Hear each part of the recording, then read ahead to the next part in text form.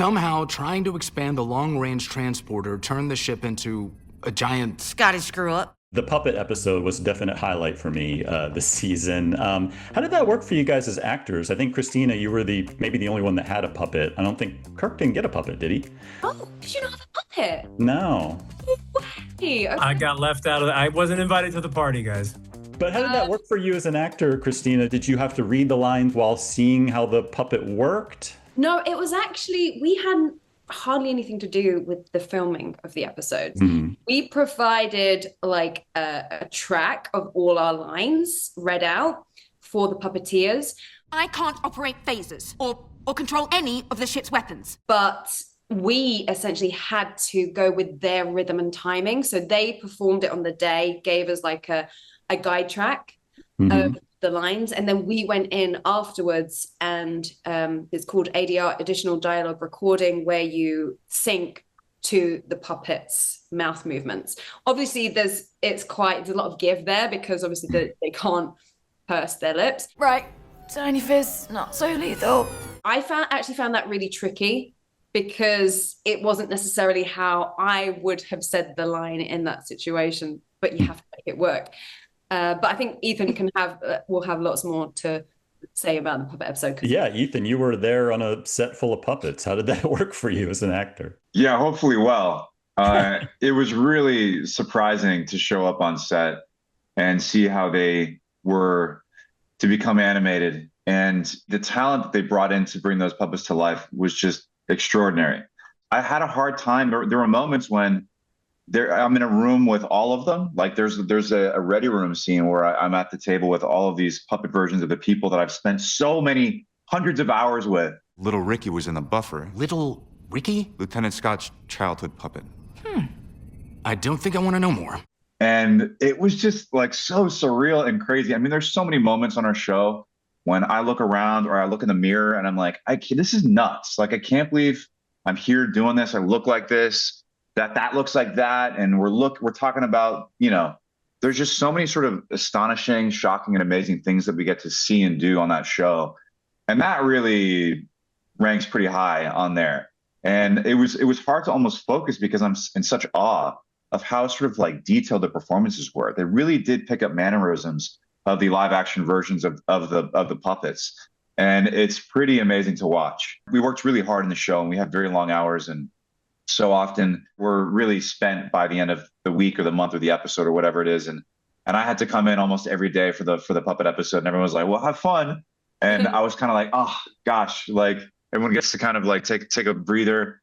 And then it ended up being so wonderful. And I felt so lucky to be the one that was left not a puppet.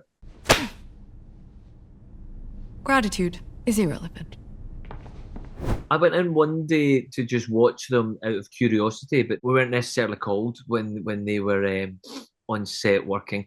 It was after the fact that we did a lot of the audio on top of it, which was tricky, and I don't think how they normally do it. Usually the puppeteer is doing the voice, and so they can match their mouth. So I struggled with that when I was at Savalas Studios in Glasgow, trying to sync up what I was saying with the puppeteer's version of a Scottish accent and the puppets moving lips. It was all, it was hard for me. Scotty really screwed the pooch on this one. Hey! But you had a better experience with it, Babs, though, didn't you? It wasn't you didn't find it as tricky. Yeah, I didn't find it so difficult, but maybe, You're a natural. You know what I mean? Yeah. No, I don't know. It was just, but it was really fun. It was really fun. It was incredible. It's not just an engineering problem. It's also a medical problem.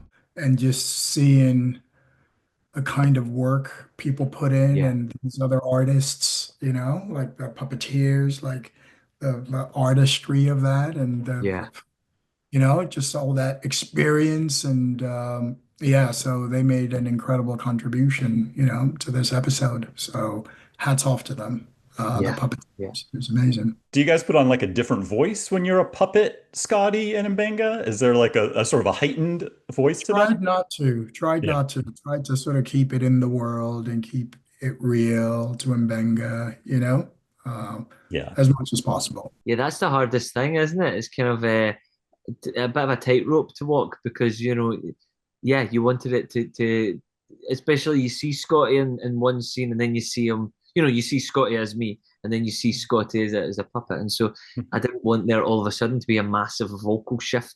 I was just saying, that's all. It was tricky, yeah, but it was great fun. I mean, and they puppeteers, as Babs was saying, are just so talented. I don't know how they do it.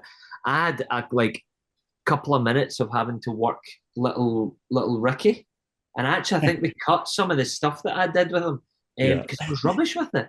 Like, you have the monitor right there off camera and you're watching what you're doing, but it's a mirror image. It's not exactly how you so it was, I couldn't move it the way I was so in my head. So it really made me realize, wow, like, you're aware that they're talented, but you don't realize how talented until you try and do it yourself and see how bad you are at it. But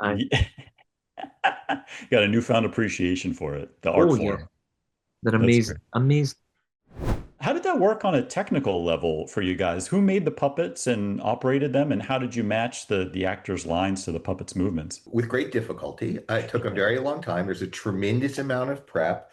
I mean, I think Henry and Dana wrote the episode 14 times, I think, and then, puppets had to be created, and they were designed in conjunction with Henson. And it's not like these were the first versions. So there were a bunch of versions, and then there was set modification, in order to get puppets to function in our sets. And Jordan Canning, who's a wonderful director, did all the heavy lifting on the day with Henry and Dana there. Every second, there were extraordinary puppeteers.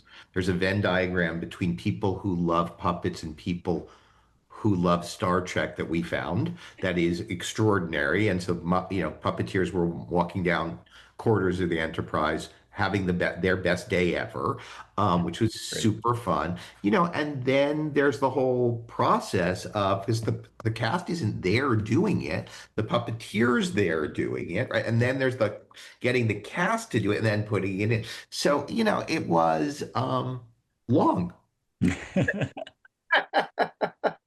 Because the actors had to match their lines to the puppet movements, it almost seemed like they were kind of heightened puppet versions of these characters. Did you feel like it was like more of a comedic level than their normal line readings in this? An actor expresses themselves through a lot, and it's not just their words, it's their motion, it's their choice not to make motion, it's how they bring things out in a scene. But when you take that all away from them, meaning they have no face, they would work with the puppeteers in trying to do a performance that felt like them. And then in some ways they had to bring them up in order to be present. So that was one of the interesting challenges of the episode was you work on it a lot in prep and you work on it a lot in post.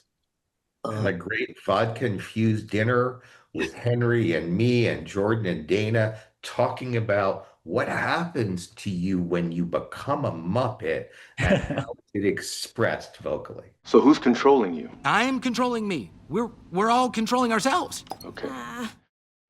And how was that kiss with the puppet to Pring? It was so weird. Like, people came to set to be like, oh, what? That's so what?